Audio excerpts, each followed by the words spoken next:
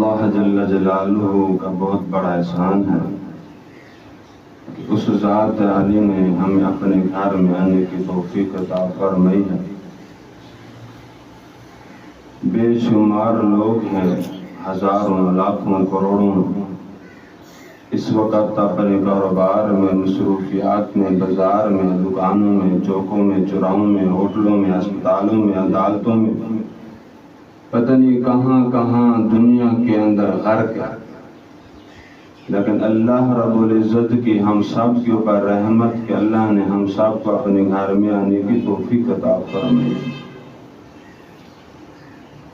دین کا ہونا یہ اللہ کی بہت بڑی رحمت ہے، یہ اللہ کی بہت بڑی نعمت ہے۔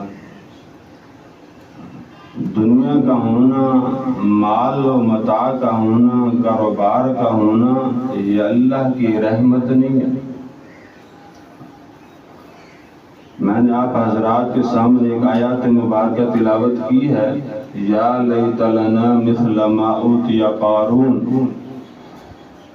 کہ قارون کے علاقے والوں نے، بستی والوں نے جب قارون کے خزانے کو دیکھا، قارون کے خزانے کی چابیوں کو دیکھا کہ ایک بہت بڑی جماعت ہے اونٹوں کی کہ وہ صرف قارون کے خزانے کی چابیاں اٹھاتی ہے، تو وہ عش کرنے لگے، افسوس کرنے لگے، حسرت کرنے لگے، کاش کہ ہمارے پاس بھی قارون جیسا مال ہوتا۔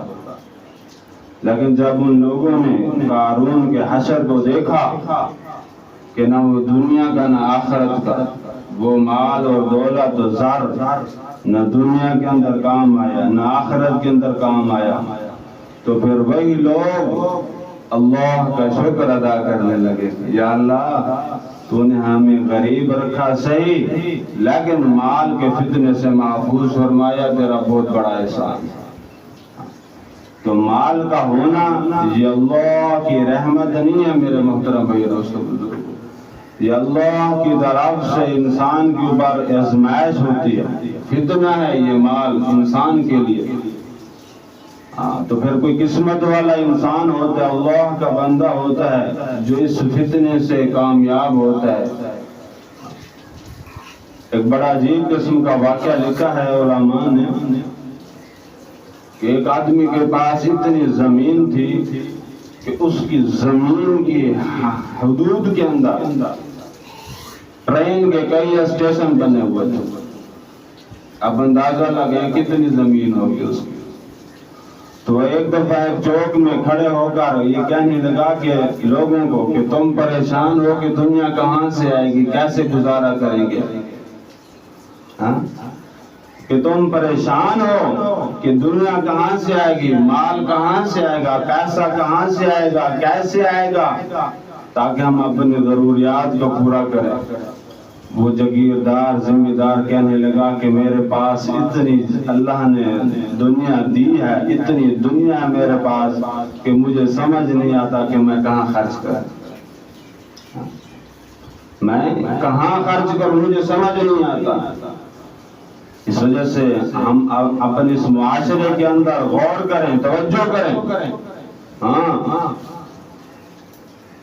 احمد پر روڈ کے اوپر جائیں، علی پر روڈ کے اوپر جائیں، ترنڈا محمد بنا روڈ کے اوپر جائیں، جگہ جگہ لوگ پمپ پیٹرول بنا رہے ہیں، سمجھ نہیں آتا کہ پیسہ کہاں خرچ کریں۔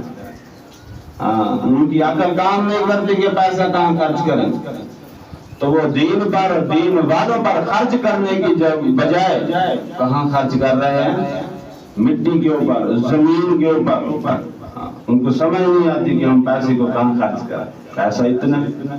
اور جب ان سے بات کرو کہ اللہ کے لیے، اللہ کے دین کے لیے، اعلاء کلمت اللہ کے لیے، اسلام کی سر بلندی کے لیے، مساجد مدارس کی تعمیر اور ترقی و توسیع کے لیے خدمت کرو، تو کہتے ہیں کہ بھائی ہمارے پاس تو کچھ نہیں ہے۔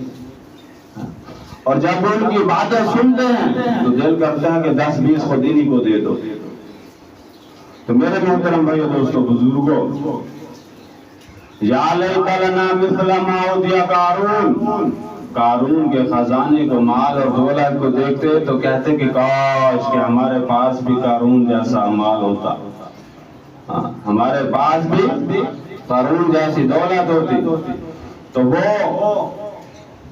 ذمہ دار چوک میں کھڑے ہو کر کہنے لگا کہ تم کہتے ہو کہ مال کہاں سے آئے گا، کیسے آئے گا تاکہ ہماری ضرورتیں پوری ہوں۔ وہ کہنے لگا میرے پاس اتنا ہے کہ مجھے سمجھ نہیں آتا کہ میں کہاں خرچ کروں۔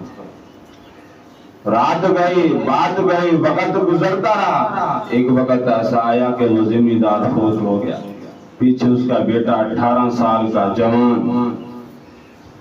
جب وہ وارث بنا اپنے والد کی جگیر کا، مال اور دولت کا، تو صاف ظاہر ہے کہ جب جوان بندہ ہو تو اس کے دوست بھی جوان ہی ہوتے ہیں۔ جب دنیا دار لڑکا ہو تو اس کے دوست بھی دنیا دار ہی ہوتے ہیں۔ تو اس کو جو دوست ملے دنیا دار ملے، اس کو دین کی طرف لے جانے کی بجائے دنیا کی طرف لے گئے، دین کی مٹھاس کا عادی بنانے کی بجائے دنیا کی مٹھاس کا عادی بنایا اس کو۔ کہنے کا مقصد یہ ہے کہ اس کو گناہ کی دلدل کی طرف لے گئے۔ اب گناہ اس کی رگ میں رچ بس گئے۔ اب جب تک وہ گناہ نہ کرتا اس کو سکون نہ آتا، حتیٰ کہ ایک وقت ایسا آیا کہ کسی نے اس کو بیرون ملک کا راستہ دکھایا۔ اب وہ اپنے ملک سے بیرون ملک جانے لگا، وہاں کلکھڑ کے اندر رات گزارتا تھا، فاحش عورتوں کے ساتھ رات گزارتا تھا، منہ مانگی رقم لیتا تھا۔ وقت گزرتا رہا، ایک وقت ایسا آیا کہ بینک بیلنس ختم۔ پھر وہ اپنے گھر آتا، اپنے ملک آتا، زمینیں بیچنا شروع کر دی، پھر چلا جاتا، عیش و عشرت کرتا، پھر آتا زمینیں بیچتا، پھر چلا جاتا۔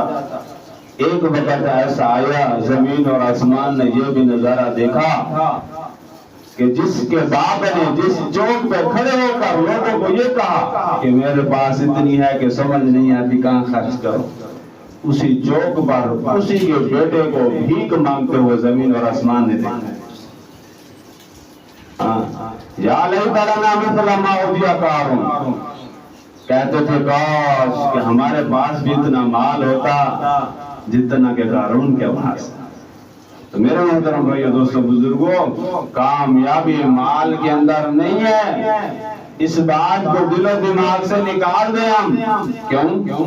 اس بات کی نفی اللہ نے کی ہے، اللہ کے تمام نبیوں نے کی ہے کہ کامیابی دین میں ہے، اعمال میں ہے، مال میں کامیابی نہیں ہے۔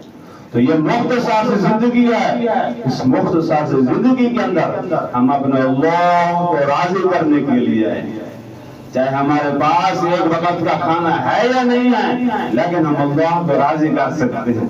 اللہ کو راضی کرنے کے لیے نہ کوٹھی کی ضرورت، نہ بنگلے کی ضرورت، نہ کاروبار کی ضرورت، نہ جاؤ جلال کی ضرورت، نہ عہدے کی ضرورت، کسی چیز کی ضرورت نہیں ہے۔ اللہ کو راضی کرنا ہے، تقوی حاصل کرو، نیکی کے اوپر اپنے آپ کو کھپو۔ تو میرے محترم بھائی دوستو بزرگوں، یہ مختصر سے زندگی ہے۔ حضور علیہ السلام نے ارشاد فرمایا کہ میری امت کی جو عمریں ہیں اوسط عمریں، فرمایا کہ وہ 60 سے 70 سال عمر، اس سے زیادہ عمریں نہیں ہے میری امت کی، یہ مختصر سی عمر ہے۔ فرمایا کہ ایک اللہ کے نبی کے پاس ایک بوڑھی اماں آئی دعا کرانے کے لیے، اللہ کے نبی میرے لیے دعا کرو کہ میری اولاد پیدا ہوتی ہے اور بچپن ہی میں فوت ہو جاتی ہے۔ تو اللہ کے نبی نے کہا کہ وہ کیسے، کتنی عمر ہوتی ہے؟ کہنا کہ 100 سال کی عمر میں فوت ہو جاتے ہیں، 200 سال کی عمر میں فوت ہو جاتے ہیں، 300 سال کی عمر میں فوت ہو جاتے ہیں۔ اللہ کے نبی اللہ کی بارگاہ میں دعا کریں کہ میری بچوں کی عمریں زیادہ ہوں۔ تو اللہ کے نبی نے ارشاد فرمایا اللہ کی بندی، ایک امت ایسی بھی آئے گی کہ ان کی عمر صرف 60 سے 70 سال۔ تو وہ حیران ہو کر پوچھنے لگی اے اللہ کے نبی کیا وہ گھر نہیں بنائیں گے، مکان نہیں بنائیں گے، کاروبار نہیں کریں گے، شادی بیاہ نہیں کریں گے؟